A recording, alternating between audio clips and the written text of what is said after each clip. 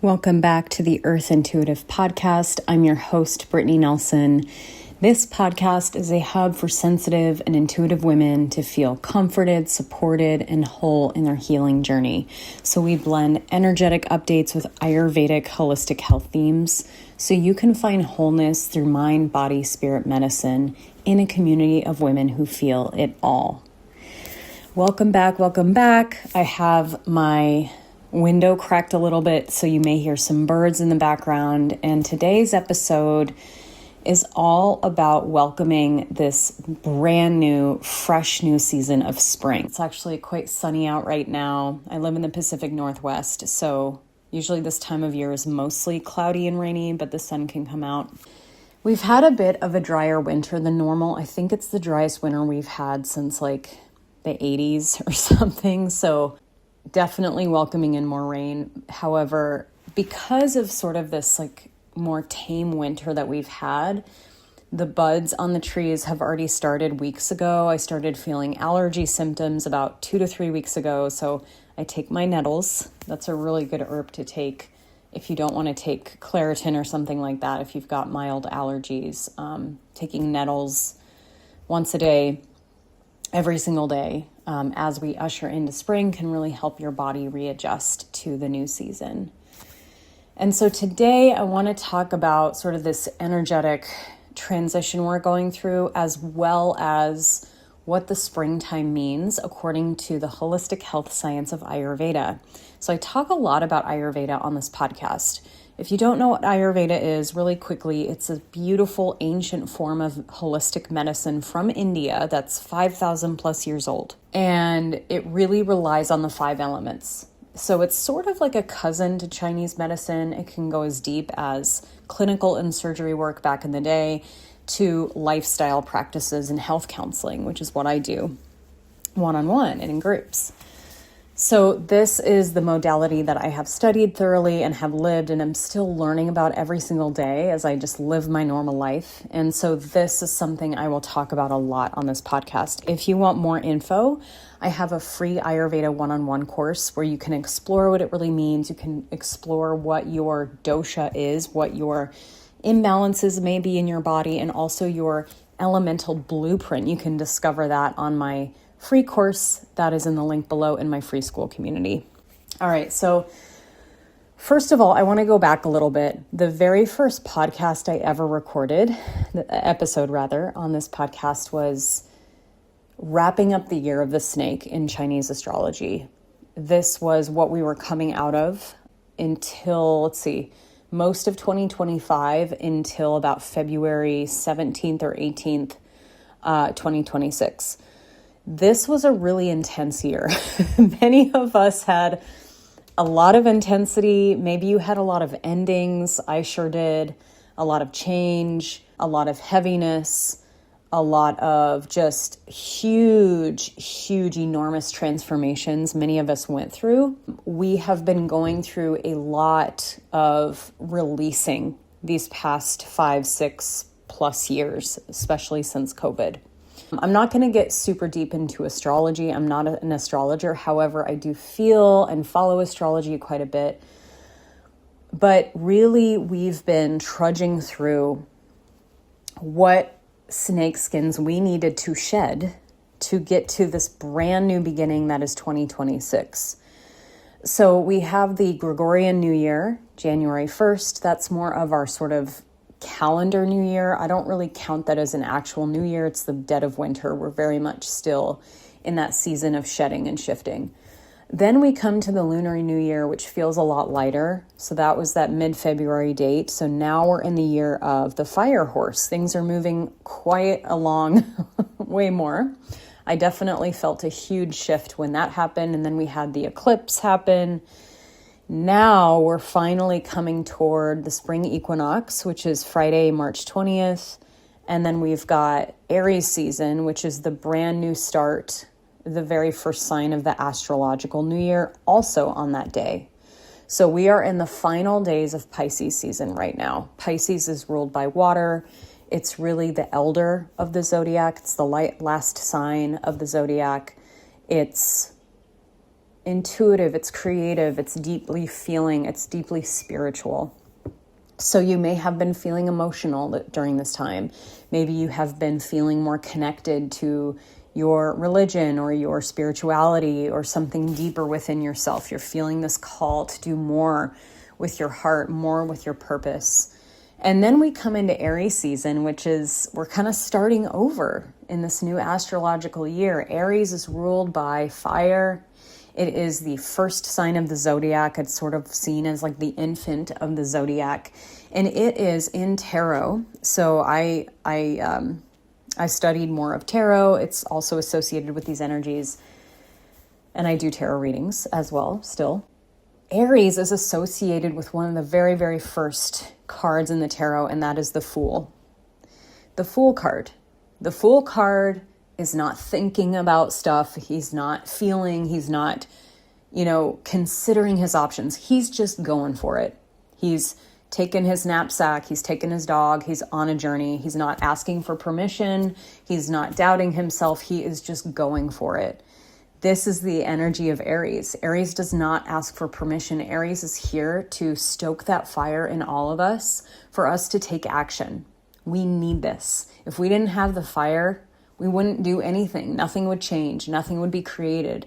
We wouldn't have that spark of life. It's important to reflect on our feelings. It's important to feel grounded. Like every element and every archetype has its role. Aries is here to bring us forward into this new transition, into this new phase. So I am more than ready. I don't know about y'all. The last few months were really heavy. I've been feeling so much more lightness, a brand new beginning. And this morning I was sort of sitting with, sometimes I like to just write in my journal for I'll set my timer for 15 minutes. I ask what wants to be created through me. I might have a phrase come through and then I'll just write for 15 minutes and see what comes through. And it's interesting because as I've really shed a lot in the last year, I'm really rediscovering my new identity and really planting the seeds of who do I want to be now? Of course the core of me is always there, but the way I live my life, how I think my thoughts, how I move through the world, how do I want this to be different this time? And what I was really discovering was I have the warrior archetype down packed. I know how to fight. I know how to be ambitious. I know how to go after what I want. However, too much of that was causing me health issues as a sensitive feminine woman. So now I'm learning how to fully and truly embody the graceful, merciful, peaceful woman who isn't striving, who isn't forcing, who isn't forging ahead. She instead allows space for creativity. She allows space for nurturance, taking care of children and animals. She allows space to take care of her body. She allows space, more space in her day, so that things can come through in a more authentic way. And so I live with my partner. Both of us are entrepreneurs. Both of us work from home. He's very masculine archetype. I'm very feminine archetype. I see him get up 5, 6 in the morning every single day, 7 days a week, and he's doing work at his computer. He's miles ahead of me with the tasks he does. And I've had to learn how to not compare myself because we are very different people with very different energies, and it's meant to be this way. Now, I am not saying if you're a woman, you need to act just like me. It's just that this is something I've discovered for myself, that I was pushing and forcing and being too harsh on what I was expecting out of myself. And every time I do that, I end up being disappointed or burnt out. And that's just me, because again, I'm learning how to soften my energy, because for my actual archetype, for me personally, I receive more when I do less. I receive more when I am not worried or trying so hard. This is just a part of who I am. Now, you may be someone, maybe you're a woman, and maybe you have more of that fire and more of that, quote, masculine, or we could just say yang, Y-A-N-G energy. And you do really well doing a lot during the day, and you have practices that help you slow down. We're all different. I just happen to have a more yin energy.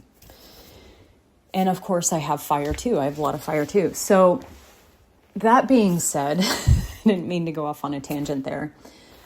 We are starting finally this last phase of this transition into the new year. In Tarot, we moved from last year, it was the Hermit card. This year, it's the Wheel of Fortune card, the Magician and the Sun.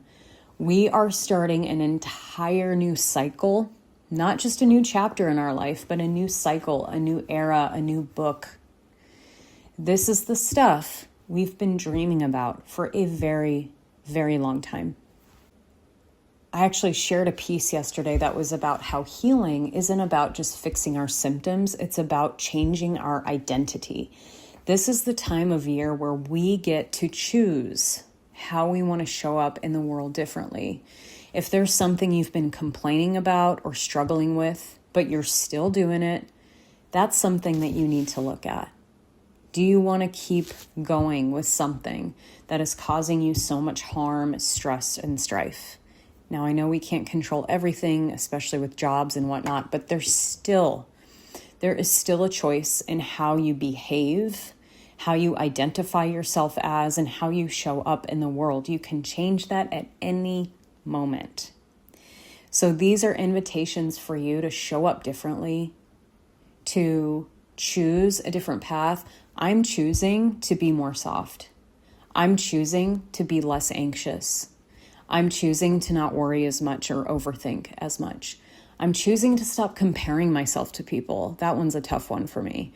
I'm choosing to be more in a state of surrender and allowance and really focusing on gratitude in the present moment and taking it day by day, moment by moment, rather than over planning, overthinking, just living in the future or in the what ifs. I'm done. I can't do it anymore. And that energy served me for a time when I was younger. It really served me. But that time has expired now, and it's time for me to fully be in the present moment, to respect other people's paths without comparing them to myself. So this is your chance, y'all. This is your chance. Springtime is nature's new year. And we've been feeling it coming in waves for a while. We've gone through the snake year. We've gone through the eclipse. We've gone through these retrogrades, which are coming out now. This is the time. And it doesn't mean you have to catapult into making thousands more dollars a month overnight. That's not what this is about. It's about this soft awakening, this unfurling to, I'm going to show up different. And I'm done doing that thing. I'm done. So this is your invitation to do that. I'm curious if you want to share, you can comment below wherever you listen to your podcasts. Share with me how you're going to show up differently, where you've been and where you're going. I've got this really cool identity worksheet that I got from another coach, another teacher, where you just write a phrase and then you have an image to go with that phrase and you look at it every day. I've got 7 to 10 things on there. And you just look at it every day. And it just helps remind your subconscious of where you're going. That when we remind ourselves of where we're going, day by day, bit by bit, little by little, we get there more and more all the time. So share with me below. Now I want to shift gears a little bit and talk about what the spring is according to Ayurveda. Ayurveda really honors the seasons and the cycles of life. That's a huge part of Ayurveda. The seasons that we're in are associated with the doshas. The doshas translate to imbalances. They can also translate to the combination of elements that bring a specific energy into the body, into the mind. When we learn how to balance it, that dosha just becomes an energy. So we are moving from Vata season. Thank goodness we're coming out of Vata season. Vata is air and ether. That's the cold, dry energy. We're moving from that phase to Kapha season, which is water and earth. So if you live in a snowy place, the snow starts to melt. Maybe you're getting a lot of spring showers.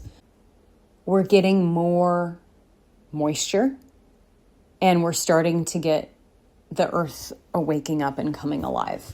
So that sort of cold, brittle, dry environment is turning more into this moist, soft, beautiful environment. Now, I know that's not everybody, especially where you live, but it is still this permeating energy that we can tap into. So first things first, I want to make this known that Vata, what I just talked about, they call it the king or the queen of doshas. This is the most common to go out of balance. This can cause anxiety, insomnia, dryness in your colon, dryness in your skin, constipation, gas. It can be really intense for the nervous system, like nervous system dysregulation. So if you're still feeling any of that, I don't want you to focus on the anti-Kapha stuff that I'm going to talk about in a moment. I want you to focus on still treating Vata. I want you to focus on grounding. I want you to focus on warmth, eating warm foods, putting hot, warm oil on your body, taking a warm bath, wearing layers. That's all still important because that energy, it doesn't just switch overnight. It still permeates. And I had one of the hardest Vata seasons I've ever had in my life. So I'm going to be easing into the Kapha stuff very, very cautiously. So Kapha is, again, like I said, the energy of earth and water. So that creates mud in nature. In your body, it creates this sort of building quality. I always think of pregnancy when I think of Kapha dosha. It's this building quality. Super, super Kapha, quote, Kapha people, they may be a little bit bigger boned. They might have really luscious, beautiful hair. Sometimes it may be harder for them to lose weight, or they don't have that higher digestive fire or as much wind. It's just a lot of heavy to the earth energy. So if that's you, if you resonate with that, so here's some signs of Kapha dosha. You might be sleeping more than normal, sleeping 9 hours a night. Maybe you're taking naps throughout the day. Maybe you're feeling tired and lethargic. Maybe you're feeling a little bit blue or depressed. You don't have a lot of that fire or drive. Maybe you have water retention, edema. Maybe you have just excess weight. You just feel a little bit heavier in your mind or in your body. That is Kapha dosha. So if that is you, or if you're starting to feel those symptoms, I'm going to talk about remedies to offset some of that. So in Ayurveda, the medicine is always the opposite of what we're going through, and it makes complete sense. For example, if it's the middle of summer and it's hot and there's like a fire, you feel like there's a fire ablaze in your body. We don't want to add more heat, right? It would not be smart in the middle of summer, even though many people do this, to have like really spicy Indian food and a margarita. That would make the issue worse. We would want to do the opposite. And so in the summertime, you would want to have like cooling yogurt or a smoothie or fruit, putting coconut oil on your body, rose water, avoiding the sun in the middle of the day, maybe going for a walk in the moonlight. That's going to remedy that too much heat, right? It's going to bring more coolness to the body. So in Kapha season, if you're feeling those Kapha symptoms, we don't want to add more water and earth to the already water and earth laden body or mind. So in Kapha season, it's actually a good time to lighten up your diet. So grains, lighter grains, we can bring in more spices to get your circulation moving. More vigorous exercise is a great idea now that we have more sunlight, and getting up first thing in the morning and going for like a vigorous walk, or doing like a hot yoga class, or doing a sauna, or dry brushing your skin. This is really going to be great for Kapha energy. Another thing that you can do is any sort of lymphatic movement. You could do the Big 6 lymphatic practice. You can just Google that. And you can find that on YouTube. It's a really quick practice you can do. You can do a lot of movement, vibration, or shaking, vibration plates, or just simply turn on some music and start dancing first thing in the morning. Even when you feel super lethargic, you want to get that moving. Because in the opposite sense, if we're feeling like, let's say, really high strung and anxious, we would want a grounding, soothing meditation to offset the anxiety. So just like this too with Kapha, we want the opposite.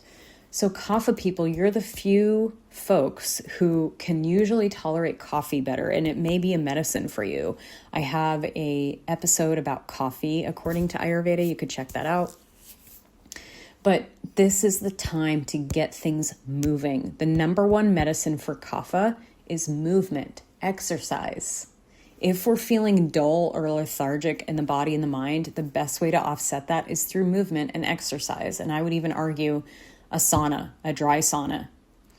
Get yourself sweating, get yourself moving, whether it's dancing or running or hiking or walking on an incline on the treadmill or going to a fitness class. Make it fun. This is the time to start to shed and slough off that winter weight.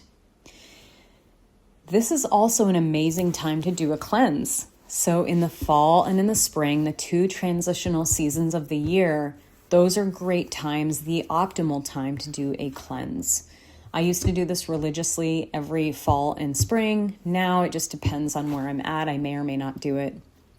But a khichdi cleanse is a wonderful way to shift yourself from one season to the next.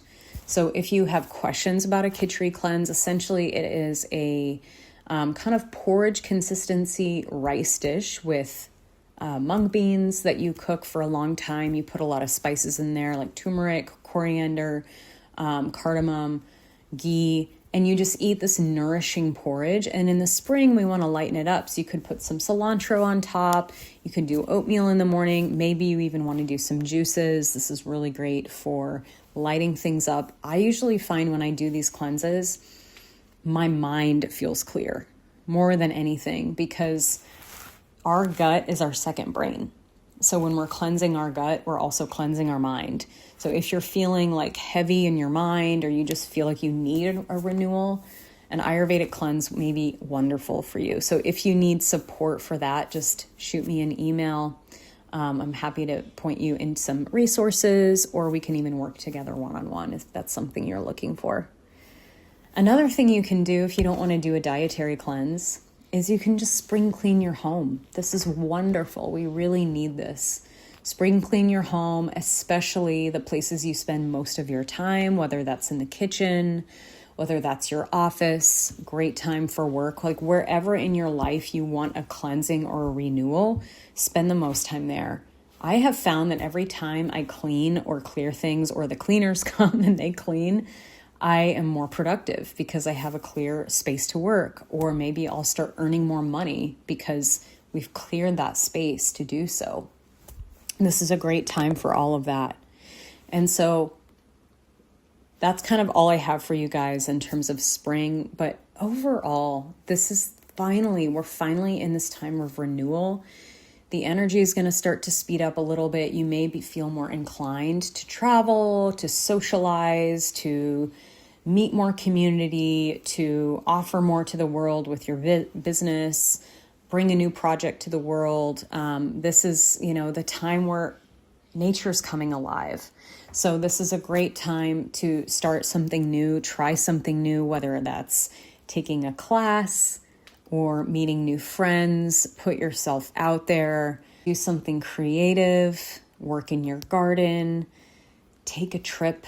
We're about to go to Japan in just a week. So I'm hoping the next episode will be Japan themed. We'll see. So stay tuned. It may be a couple of weeks or more until I get a new episode out, but I'm really hoping it'll be inspired by my travels.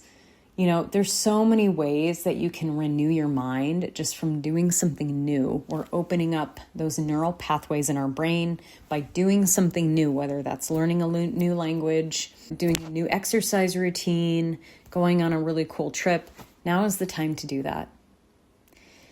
So I've got my links in the bio that I mentioned before. I'm taking on new clients. If you're ready to do something new and to renew your mind and body, I have one-off Ayurveda sessions as well as my 5-month program, Nourished, where you're going to get a full, comprehensive, embodied Ayurveda course with 5 or 6 one-on-one health counseling sessions to really get you in a great place for lifelong health, that you know how to take care of yourself, not just with me, but my goal is after we have these sessions together, you're going to know deeply how to take care of yourself and your family according to the principles of nature and Ayurveda.